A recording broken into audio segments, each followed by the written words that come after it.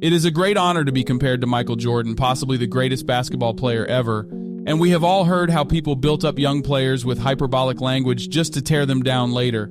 But the contrast can create an unbearable burden when you are a young player with much to learn. The only player since with even a remotely equivalent pedigree is LeBron James. But for every King James, dozens of players could not meet expectations. So why does the media do that? Knowing that the burden of living up to Michael Jordan's legacy is heavy? Because it sells newspapers and generates clicks. In this video, we will profile 5 players like that. Some had magnificent careers, others deeply disappointing ones, but they all failed to meet the lofty expectations of pundits and talking heads. Felipe Lopez. It was November 1994. Sports Illustrated, still the king of the sports business, put Felipe Lopez on the cover. He was floating mid-air with the Statue of Liberty and the Hudson River in the background. The cover's headline screamed, "The Big East is back." The story told us that young Felipe would restore the conference's return to glory. There was a certain spark about the player. Former coach Dave Jones remembers Felipe's first tryout at age 14, fresh off the boat in the United States. He, Lopez, did something that really impressed me. He did a 360 off the baseline and dunked it on everybody. So he was legit. It was like a dream to see a kid who came like this at 14 years old. Today, pre-college players often appear on the covers of magazines, but Sports Illustrated dealt primarily with professional players and the occasional college superstar. However, the hype surrounding Lopez seemed to justify making an exception. The shooting guard had committed to St. John's, the pride of New York college ball. Scouts called him the Dominican Michael Jordan, and there was a reason for all the hype. Felipe was ranked the #1 high school player in the country, ahead of freaking Allen Iverson, and he had done it all for Harlem's Rice High School in New York. Moreover, he was the city's king only 5 years after emigrating from Lopez's native Dominican Republic. But while Felipe was a good player, he never lived up to the hype. Sure, the shooting guard is the 4th highest scorer in St. John's history, but he couldn't lead the team as expected as they reached the NCAA tournament once and were eliminated in the first round. Lopez's reputation was enough for a 24th pick in the first round of the 1998 NBA draft. But while he had a promising rookie season with the Vancouver Grizzlies, Felipe seemed to regress over his 4 seasons in the NBA.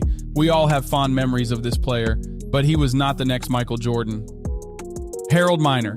Miner is probably the least well-known player on this list. There are many reasons, but one is that pundits placed the next Jordan tag on him far too early, so early that they called Harold Baby Jordan. The shooting guard averaged 27 points per game as a high school junior, but what really earned the comparison were the spectacular slam dunks he showcased regularly. Miner kept developing at breakneck speed at USC.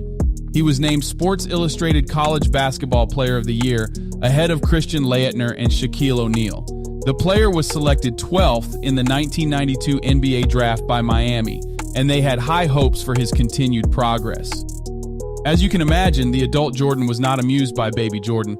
The first time they faced up, Michael Jordan neutralized Miner on defense. He even made a particularly humiliating block off the youngster. That symbolized his struggles with the Heat, where a persistent knee injury also blocked Harold's progress. In 1995, the shooting guard was traded to the Cleveland Cavaliers, who would eventually cut Miner. However, Harold did leave his mark in the NBA. The player won the NBA Slam Dunk Contest twice in 1992 and again in 1995, proving that he is one of the best dunkers in basketball history. Indeed, his achievement here is identical to one of Michael Jordan, who also has 2 of those. It is not completely clear why the promising USC star didn't work out in the NBA, but many of the explanations circle back to Michael Jordan. His college coach, George Raveling, said, "I always felt the worst thing to happen to Harold was the Baby Jordan tag." Vince Carter. It's hard to look at Carter's career as a failure. The man was Rookie of the Year, a slam dunk champion, and an 8-time All-Star. Vince has 10 seasons averaging over 20 points per game and is remembered lovingly by basketball fans worldwide. But those of us who remember the hype surrounding his early years will always be disappointed that Carter did not live up to the next Jordan tag. In retrospect, the comparison looks ridiculous. They always do, but there were plenty of similarities. The 2 shooting guards were as comfortable taking jumpers and floating effortlessly to the basket. Both delighted in making defenders look like slack-jawed idiots, and they just oozed talent. Gilbert Arenas, who played against Vince many times, has the best take on why Carter was so freaking good and why he couldn't surpass Jordan. Gilbert explained, as a hooper, Vince was supposed to be the next Michael Jordan, the heir. That's the talent he possessed. That's the talent that you could see from the naked eye.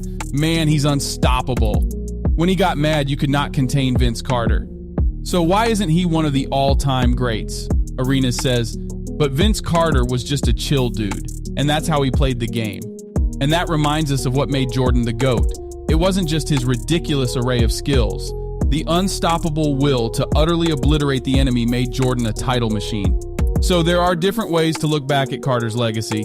On the one hand, he was a terrific player with many incredible moments on the court, but on the other, we are talking about one of the most complete sets of skills any player has had the honor of possessing. Yet, he never won a title and was usually not one of the top players in the league, especially not towards the end of his career when Vince faded into mediocrity. Still, he dealt with the next Jordan moniker better than most. Jerry Stackhouse. Jerry had a long and accomplished NBA career. His peak was undoubtedly the 2000 to 2002 period when he was selected as an all-star. But like everyone else on this list, there is a strong sense of underachievement when you examine the totality of his career. Stackhouse was closer to Jordan than anyone on this list, at least physically. The comparison started when the guard starred for the North Carolina Tar Heels, just like Jordan had a decade earlier. Jerry took the comparisons well. First, he remembers, a lot of the things that I did in my state hadn't been done since Michael Jordan, so naturally we had those comparisons, but it was more flattering for me than anything. He played with Michael Jordan for the Wizards starting in 2002, and experienced Stackhouse believes it had a detrimental effect on his career arc.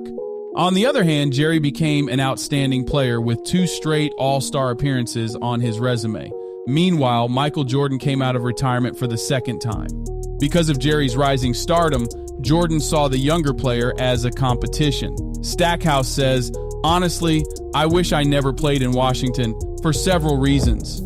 First, I felt we were going to Detroit before I got traded there. It was challenging to be able to be in a situation with an idol who, at this particular point, I felt like I was a better player. The fact that former Bulls coach Doug Collins took charge of the Wizards didn't help matters at all. The plays changed, and everything started to run through Jordan. Jerry says, we got off to a pretty good start, and he didn't like how the offense was running because it was running a little bit more through me. He wanted to get a little more isolations for him on the post, of course, so we had more isolations for him on the post. Stackhouse's career never really got back on the superstar track after playing with Jordan. Instead, he was traded to Dallas, where he was a valuable bench player. Yet another great talent that never emerged from Jordan's shadow. Grant Hill. Hill had a spectacular rookie season. The guard averaged 19.9 points, 6.4 rebounds, and 5.0 assists per game. As a third pick in the draft and 1990 All-American selection, his future as a superstar seemed almost guaranteed. The NBA was in a weird place at the time. The ratings were higher than ever, but the next generation of superstars was slow. So when Hill came in so fast and furious, the sports world labeled him the next Jordan and threw every sponsorship in the world at the youngster. Hill was puzzled by the incredible level of fame he was achieving. He remembers, I'm thinking, we won 28 games, my friend. I've still got a lot to learn. But that first year was crazy, man.